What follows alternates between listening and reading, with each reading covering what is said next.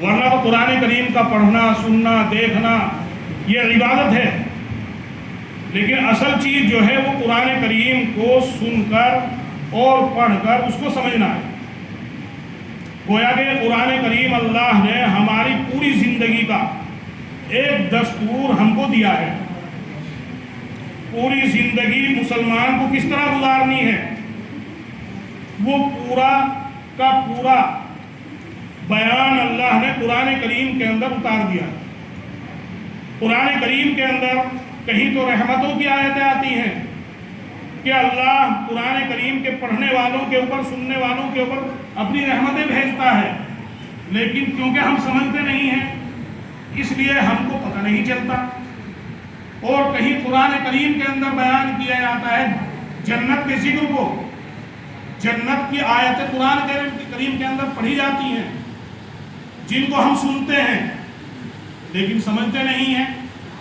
اسی طرح قرآن کریم کے اندر کہیں دوزخ کا ذکر ہے، کہیں گناہوں سے نہ بچنے کی بنا پر عذاب کا ذکر ہے۔ یہ تمام چیزیں قرآن کریم کے اندر بیان کی گئی ہیں۔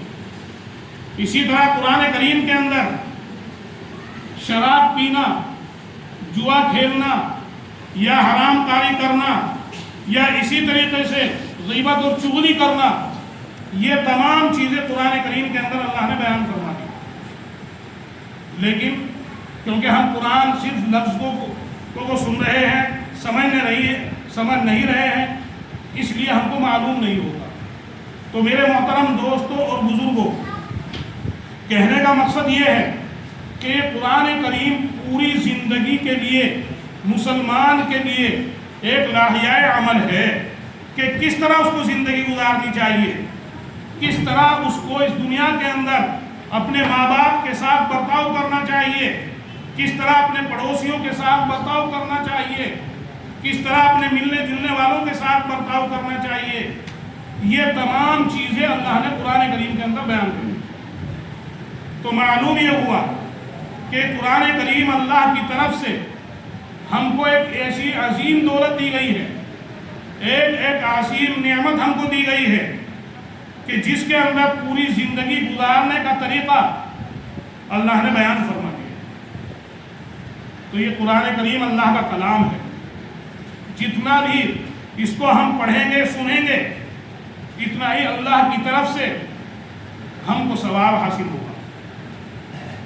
نبی کریم صلی اللہ علیہ وسلم نے یہ فرمایا کہ اگر تم ڈائریکٹ بغیر کسی رکاوٹ کے اللہ سے بات کرنا چاہتے ہو تو قرآن کریم کی تلاوت کرو، قرآن کریم کو پڑھو، قرآن کریم کو سنو، تو سمجھیے کہ تم اللہ ہی سے بات کر رہے ہو۔ کیوں؟ اس لیے کہ یہ اللہ کا کلام ہے، اللہ کی بات ہے، اور جب کسی کی بات پڑھی جاتی ہے تو جس کی وہ بات ہوتی ہے وہ اس کو سنتا ہے، خوش ہوتا ہے۔ تو اسی لیے بزرگان محترم، یہ قرآن کریم کی دولت جو ہم کو دی گئی ہے، یہ صرف اس لیے نہیں کہ مسجدوں کے اندر لا کر ہم نے ایسا ایک ہماری حالت یہ ہو گئی کہ پھٹے پرانے جو قرآن ہوتے ہیں وہ مسجدوں کے اندر لا کر رکھ دیتے ہیں۔ اصل چیز جو ہے یہ قرآن کریم کی عزت یہ ہے کہ اگر ہم قرآن کریم پڑھے ہوئے ہیں تو زیادہ سے زیادہ اس کی تلاوت کریں، اور اگر پڑھے ہوئے نہیں ہیں تو قرآن کریم کو ہم سنیں، اور اگر سننے کا بھی موقع نہیں ملتا، رمضان کے اندر تو ملتا ہے لیکن بہت سے مسلمان ایسے ہوتے ہیں کہ جو اس دولت سے بھی محروم رہتے ہیں۔ اگر سورہ قل هو اللہ کو ہم 3 مرتبہ پڑھیں گے تو پورے قرآن کا ثواب ملے گا۔ کتنا بڑا اللہ نے آسان کر دیا۔ لیکن آج ہم ہیں کہ ایک طرف تو اپنی پریشانیوں کا رونا رو رہے ہیں، ایک طرف تو ہماری زبانوں کے اوپر یہ شکوہ اور شکایت ہے کہ آج عالم اسلام کے اندر تمام مسلمان پریشان ہیں اور ظلم و تشدد ان کے اوپر ہو رہا ہے، اور آج ہم خود بھی آج اپنے ملک کے اندر بھی اپنے آپ کو مظلوم سمجھ رہے ہیں۔ لیکن کبھی ہم نے یہ سوچا، کبھی ہم نے یہ سوچا کہ جس قرآن کے ذریعے اللہ نے یہ وعدہ فرمایا اِنَّا نَحْنُ نَزَّلْنَا الذِّكْرَ وَإِنَّا لَهُ لَحَافِظُونَ کہ ہم نے ہی اس قرآن کو اتارا ہے اور ہم ہی اس کی حفاظت کرنے والے ہیں۔ تو جب قرآن سے ہمارا تعلق ہوگا، قرآن سے ہماری نسبت ہوگی، قرآن سے ہمارا جوڑ ہوگا، تو جب اللہ نے قرآن کی حفاظت کی ذمہ داری لی تو جو قرآن کو ماننے والا ہوگا، قرآن کو اپنی زندگی کے اندر لانے والا ہوگا، اس کا عمل قرآن کے مطابق ہوگا، تو کیا اس کی ذمہ داری اللہ کے ذمہ نہیں ہوگی؟ ضرور ہوگی۔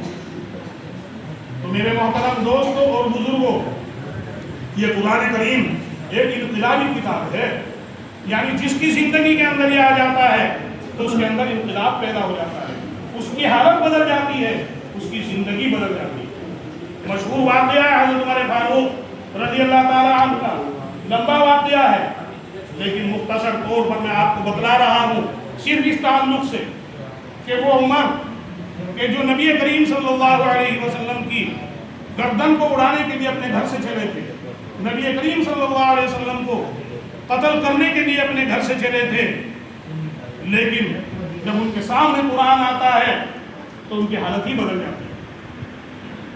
واقعہ ہے کہ جس وقت نبی کریم صلی اللہ علیہ وسلم کو قتل کرنے کے لیے قتل کے ارادے سے گھر سے نکلے، ننگی تلوار ہاتھ میں تھی، کسی کا ڈر نہیں تھا، کسی کا خوف نہیں تھا۔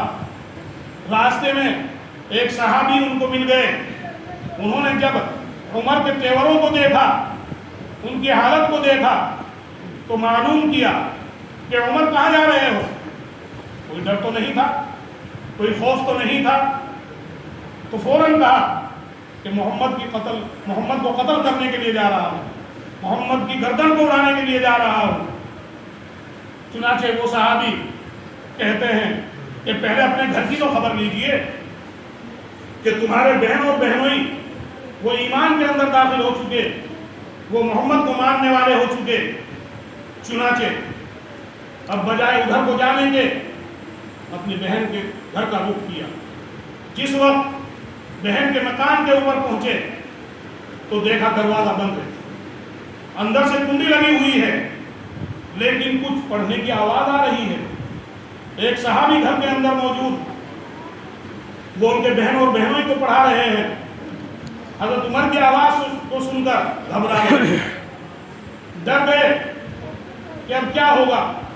چنانچہ جلدی جلدی وہ صحیفہ بھی کہ جس کے اوپر قرآن کریم کی آیتیں لکھی ہوئی تھی، سورہ طٰہٰ کی جو 16ویں پارے کے اندر اس کی کچھ آیتیں لکھی ہوئی تھی، وہ جلدی سے جلدی اس کو چھپا دیا، اور وہ صحابی جو پڑھا رہے تھے وہ بھی چھپ گئے۔ دروازہ کھولا گیا۔ حضرت عمر نے پوچھا اپنی بہن سے کہ بہن مجھے معلوم یہ ہوا ہے کہ تم ایمان لا چکے، تم محمد کے اوپر یقین لا چکے۔ بہن نے کہا کہ ہاں ایمان لا چکے۔ چنانچہ وہ تیور میں تھے، فوراً بہن کی پٹائی شروع کر دی، بار بار پٹائی کر رہے ہیں اور بہن سے کہہ رہے ہیں کہ اس ایمان کو، اس اسلام کو اپنے دلوں سے نکال دو۔ لیکن آخر وہ بھی عمر کی بہن تھی، وہ بھی عمر کی بہن تھی۔ انہوں نے کہا کہ عمر چاہے آپ ہم کو مارو، چاہے چھوڑو، کچھ بھی کرو، لیکن جس قرآن کو، جس نبی کو ہم نے مان لیا ہے، اب ہم اس کو چھوڑنے والے نہیں ہیں۔ ادھر بہن کا تمام جسم لہو لہان ہو گیا، اور خون کو دیکھ کر حضرت عمر کا دل کچھ نرم ہونے کے بعد فوراً یہ کہا کہ بہن اچھا وہ چیز تو دکھاؤ جو تم پڑھ رہے تھے، وہ چیز تو دکھاؤ جو تم پڑھ رہے تھے۔ چنانچہ بہن کہتی ہے لا یمسہ الا المطہرون، کہ وہ چیز ایسی ہے کہ اس کو پاک آدمی چھو سکتا ہے، اس کو پاک آدمی ہاتھ لگا سکتا ہے، اس کو ناپاک آدمی ہاتھ نہیں لگا سکتا، کیونکہ قرآن کریم ہے ایسی چیز کہ ایک ناپاک آدمی اس کو نہیں چھو سکتا، اس کے ہاتھ نہیں لگا سکتا۔ تو عمر نے پوچھا میں کیا کروں؟ کہ میں پانی بھرتی ہوں، غسل کرو، اور غسل کرنے کے بعد پھر وہ صحیفہ کہ جس کے اندر قرآن کریم کی آیتیں لکھی ہوئی تھی سورہ طٰہٰ کی، وہ حضرت عمر رضی اللہ تعالیٰ عنہ کے ہاتھ میں دی گئی۔ انہوں نے وہ پڑھی، اور پڑھنے کے بعد اب حالت بدل گئی۔ تو میں نے آپ کو بتلایا کہ یہ قرآن کریم جو ہے ایک انقلابی کتاب بھی ہے، حالت بدل دیتی ہے۔ اگر اس کو صحیح ماننے والے ہم بن جائیں تو انشاءاللہ جو حالات ہمارے اوپر آج گزر رہے ہیں، ان حالات سے ہم کو چھٹکارا مل سکتا ہے۔ اور اگر ہم نہ ماننے والے بنے تو پھر یہ قرآن ہی کی وجہ سے ہم شریر و خار ہوتے ہوئے چلے۔ چنانچہ جب قرآن کی آیت انہوں نے پڑھی، پڑھنے کے بعد کہا کہ اچھا مجھ کو محمد صلی اللہ علیہ وسلم کے پاس لے کر چلو۔ اس وقت تک آپ سے پہلے تقریباً 39 آدمی ایمان لا چکے تھے۔ ایک مکان کے اندر وہ رہتے تھے، چھپ کر رہتے تھے، چھپ کر رہتے تھے۔ ہمت نہیں تھی کہ کھلم کھلا وہ اپنی کوئی عبادت کر سکے یا کھلم کھلا کوئی دین کی دعوت دے سکے۔ چنانچہ اس مکان کے اوپر آپ پہنچے، یعنی حضرت عمر رضی اللہ تعالیٰ عنہ۔ اب دروازہ بند تھا، وہاں پر بھی اندر سے کنڈی لگی ہوئی تھی، کیونکہ وہ تو ہر وقت خوف و ڈر میں رہتے تھے۔ اب کیواڑوں کے سوراخوں سے دیکھا گیا، اور اندر جو ہیں صحابہ وہ دیکھ رہے ہیں کہ عمر کھڑے ہوئے ہیں اور ننگی تلوار ہاتھ میں لیے ہوئے ہیں۔ چنانچہ ڈر رہے ہیں۔ حضرت حمزہ رضی اللہ تعالیٰ عنہ جو آپ صلی اللہ علیہ وسلم کے چچا بھی ہیں اور سید الشہداء بھی ہیں، یعنی احد کی لڑائی میں جو 70 صحابہ شہید ہوئے تھے، آج بھی ان کی قبریں وہاں موجود ہیں۔ ان میں ان کے وہ سردار ہیں، وہ بھی ایمان لا چکے تھے، وہ بھی مکے کے بہادروں میں تھے حضرت عمر سے پہلے۔ تو انہوں نے ان مسلمانوں کو، چند مسلمانوں کو تسلی دی اور کہا کہ گھبرانے کی کوئی ضرورت نہیں ہے، اگر عمر صحیح ارادے سے آیا ہے تو کوئی بات نہیں، اور اگر عمر کا غلط ارادہ ہے تو اب وہ جانے اور میں جانے۔ چنانچہ دروازہ کھول دیا گیا۔ کھولنے کے بعد نبی کریم صلی اللہ علیہ وسلم کے اوپر جب نظر پڑتی ہے، پہلی نظر پڑتے ہی اشہد ان لا الہ الا اللہ واشہد ان محمد رسول اللہ پڑھتے ہیں اور ایمان کے اندر داخل ہو جاتے ہیں۔ تو میرے محترم دوستوں اور بزرگوں، کہنے کا مطلب یہ ہے کہ یہ قرآن کریم جو ہم رمضان کے اندر سنتے ہیں یا رمضان کے اندر پڑھتے ہیں، یہ صرف لفظوں کا نام ہی نہیں ہے، بلکہ تو زندگی کو بھی بدل دیتا ہے اگر کوئی صحیح طریقے سے اس کو پڑھنے والا اور سمجھنے والا ہو۔ اب دیکھیے کہ وہ عمر کہ جو اپنے گھر سے نبی کے قتل کے ارادے سے نکلے تھے، اب وہی عمر قرآن کے پڑھتے ہی نبی کریم صلی اللہ علیہ وسلم کے اوپر ایمان لانے والے بن گئے۔ اور سب سے پہلا سوال یہ کرتے ہیں ایمان لاتے ہی کہ محمد مجھے یہ بتاؤ، کیا یہ دین سچا نہیں ہے؟ کیا یہ قرآن سچا نہیں ہے جو آپ لے کر آئے ہیں؟ کہ ہاں سچا ہے۔ کہا تو پھر اس طریقے سے چھپ کر ہم عبادت نہیں کریں گے، اب کعبے کے پاس پہنچ کر ہی کھلم کھلا نہیں عبادت۔ تو میرے محترم دوستوں اور بزرگوں، کہنے کا مقصد یہ ہے کہ آج اس مجلس کے اندر جو قرآن کریم ہم نے پڑھا یا قرآن کریم ہم نے سنا، یہ لفظ سنے، ورنہ یہ پورا قرآن ہماری زندگی کو بدلنے والا ہے، یہ انقلاب پیدا کرنے والا ہے۔ اس میں تمام احکامات بیان کر دیے گئے ہیں کہ شراب پینا بھی حرام ہے، جوا کھیلنا بھی حرام ہے، غیبتیں کرنا بھی حرام ہے، چغلی کرنا بھی حرام ہے، ماں باپ کی خدمت کرنا یہ ضروری چیز ہے، اگر ماں باپ کی خدمت انسان نہیں کرے گا تو وہ بھی برباد ہوگا۔ تمام چیزیں اس کے اندر بیان کر دی گئی۔ تو گویا کہ قرآن پورا ایک لاہیہ عمل ہے، یہ پورا ایک دستور ہے۔ اس کو اگر ہم اپنی زندگی کے اندر لائیں گے، اس کو اپنی زندگی سے ہم لگائیں گے تو انشاءاللہ دنیا کے اندر بھی ہم کامیاب ہوں گے اور آخرت کے اندر بھی کامیاب ہوں گے۔ اور جتنا ہم اس سے دور ہوتے چلے جائیں گے اتنا ہی پریشان ہوں گے، کیونکہ اللہ نے قرآن کریم کے اندر ارشاد فرما دیا وَمَنْ أَعْرَضَ عَنْ ذِكْرِي فَإِنَّ لَهُ مَعِيشَةً ضَنْكًا، کہ جو قوم میرے ذکر سے، میرے قرآن سے اعراض کرتی ہے، جو قوم میرے ذکر سے نفرتیں کرتی ہے، دوری اختیار کرتی ہے، تو میں ان کی زندگیوں کو تنگ بنا دیتا ہوں۔ یہ اللہ کا صاف ارشاد ہے۔ اور آج ہی نہیں بلکہ آج سے 1400 سال پہلے قرآن کریم کے اندر یہ الفاظ اتار دیے گئے۔ تو آج ہم اپنی زندگیوں کو ٹٹولیں، آج ہم اپنی زندگیوں کو دیکھیں کہ جب ہماری زندگی قرآن سے دور ہو گئی تو کیا ہماری زندگی تنگ نہیں ہوگی؟ ہوگی یا نہیں ہوگی؟ جب اللہ نے صاف فرما دیا اور ہم اس غلط فہمی کا بھی شکار نہ رہیں کہ ہم قرآن کے اوپر بھی عمل نہیں کر رہے، قرآن کی بات کو بھی نہیں مان رہے، لیکن ہمارے پاس تو بیگ بیلنس بہت زیادہ ہے، ہمارے پاس تو بلڈنگیں بہت زیادہ ہیں، ہمارے پاس تو گاڑیاں بہت زیادہ ہیں، تو زندگی تنگ بنانے کی مختلف شکلیں ہیں۔ ان میں سے ایک شکل یہ بھی ہے کہ اللہ اپنی نافرمانی کے باوجود مال و دولت تو بہت زیادہ دے دیا، یعنی مال و دولت بہت زیادہ دے دیا، لیکن اللہ نے بیمار بنا دیا، اللہ نے بیمار بنا دیا۔ اور جب وہ حکیم یا ڈاکٹر کے پاس پہنچا تو حکیم اور ڈاکٹر نے پابندی لگا دی کہ فلاں چیز نہیں کھا سکتے، فلاں چیز استعمال نہیں کر سکتے، تو زندگی تنگ ہے نہیں ہے؟ بتاؤ۔ اور ایک زندگی تنگ یہ بھی ہے کہ اللہ اپنی نافرمانی کے باوجود ہم کو اولاد بہت زیادہ دے دے، اس کے اوپر ہم گھمنڈ کریں، تکبر کریں کہ ہم تو بڑے خاندان والے ہیں، ہمارے پاس تو بہت زیادہ دولت ہے، لیکن اولاد نافرمان، اولاد اس باپ کی بات کو ماننے کے لیے تیار نہیں کہ جس باپ نے اپنی گاڑی کمائی سے اس کو پالا، اس کے عیش و آرام کے تمام انتظامات کیے، اس کی بات سننے کے لیے تیار نہیں، تو زندگی تنگ ہے یا نہیں ہے؟ تو اگر ہم غور کریں آج تو جو قرآن کریم نے بیان کر دیا وہ بالکل سچ آج ہمارے اوپر ظاہر ہو رہا ہے۔ تو میرے محترم دوستوں اور بزرگوں، یہ قرآن کریم اگر رمضان کے مہینے کے اندر پڑھا جاتا ہے تو ایک حرف کے اوپر 70 نیکیاں ملتی ہیں، اور اگر بغیر رمضان کے پڑھا جائے تو ایک حرف کے اوپر 10 نیکیاں ملتی ہیں۔ تو خوش نصیب ہیں وہ مسلمان کہ جنہوں نے قرآن کریم کو اس مبارک مہینے کے اندر پڑھا اور سنا، اور دنوں کے روزے رکھے، راتوں کو تراویح پڑھی، کہ کتنا بڑا انعام اللہ نے ان کے نامہ اعمال میں دیا۔ لیکن بہت سے بد نصیب ہم جیسے ایسے بھی ہیں کہ جو نہ دنوں کے روزے رکھ سکے اور نہ راتوں کو تراویح رکھے، اور وہ اس دولت سے محروم رہے، کچھ معلوم نہیں۔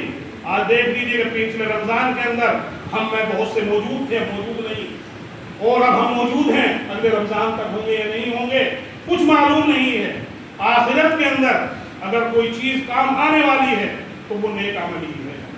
اگر نیک عمل ہم اس دنیا کے اندر کر کے جائیں گے تو انشاءاللہ قبر کے اندر بھی ہمارے کام آئے گا، حشر کے اندر بھی ہمارے کام آئے گا۔ کل جب قبر کے اندر ہم کو ڈال کر آ جائیں گے، منکر نکیر وہاں آئیں گے، سوال کرنے والے سوال کریں گے، اور وہ جو سوال قبر کے اندر ہوتے ہیں اگر اکثر ہم سے پوچھا جائے کہ وہ سوال کیا ہیں تو نہیں بتا سکتے۔ 3 سوال جو قبر کے اندر ہوتے ہیں، ہم مسلمان ہیں، جب ہم دنیا کے اندر ہی ان کو یاد نہیں کریں گے تو پھر قبر کے اندر ہی کیا جواب دیں گے؟ دنیا کے اندر ہی جب ہم قرآن کے مطابق عمل نہیں کریں گے تو پھر کیا جواب ہوگا؟ وہ جو سوال ہوں گے، من ربک، من نبیک، ما دینک، کہ تمہارا رب کون ہے، تمہارا نبی کون ہے، اور تمہارا دین کیا ہے، جب وہ سوال کریں گے تو حدیثوں کے اندر یہ آتا ہے کہ ایک طرف سے تو نماز اس کی طرف سے جواب دے گی قبر کے، ایک طرف سے قرآن کریم جواب دے گا اس کی طرف سے، ایک طرف سے صدقہ و خیرات جواب دے گا، ایک طرف سے روزے جواب دے گے، یعنی اس کو جواب دینے کی ضرورت نہیں پڑے گی کس انسان کو؟ کہ جس انسان نے اپنی زندگی کے اندر قرآن کے اوپر عمل کیا اور قرآن کو اپنی زندگی کے اندر لا کر اس سے محبت کی اور اس کے اوپر عمل کرتا رہا۔ تو آج کچھ گھڑی کچھ وقت ایسے ہوتے ہیں کہ ان کے اندر اگر دعائیں کی جائیں تو وہ دعا اللہ کے یہاں مقبول ہوگی۔ ایک وقت اور ایک گھڑی وہ بھی ہے کہ جس مجلس کے اندر قرآن کریم کو پڑھا جائے اور سنا جائے اور وہ مکمل ہو جائے اور پھر اس کے بعد میں دعا کی جائے تو وہ دعا اللہ کے یہاں مقبول ہوگی۔ تو یہ وقت یہ آج جو ہمارا ہے ایک بہت قیمتی وقت ہے، اور دوسری چیز یہ جو رات ہے وہ شب قدر کی رات ہے، شب قدر کی رات ہے۔ کئی نسبتیں آج ہو گئے، قرآن کی نسبت، ایک شب قدر کی نسبت، کہ اس کے اندر اگر ہم اپنے لیے، اپنے مسلمان بھائیوں کے لیے، اپنے ملک کے لیے، اپنے بڑوں کے لیے، اپنے والدین کے لیے، اپنے اساتذہ کے لیے، سب کے لیے اگر ہم دعا کریں گے سچی توبہ کرنے کے بعد تو اللہ رب العزت ضرور ہماری دعا قبول فرمائے۔ تو اس مجلس کے اندر سب سے اصل چیز جو ہے وہ دعا ہے، اس لیے اب دعا کریں۔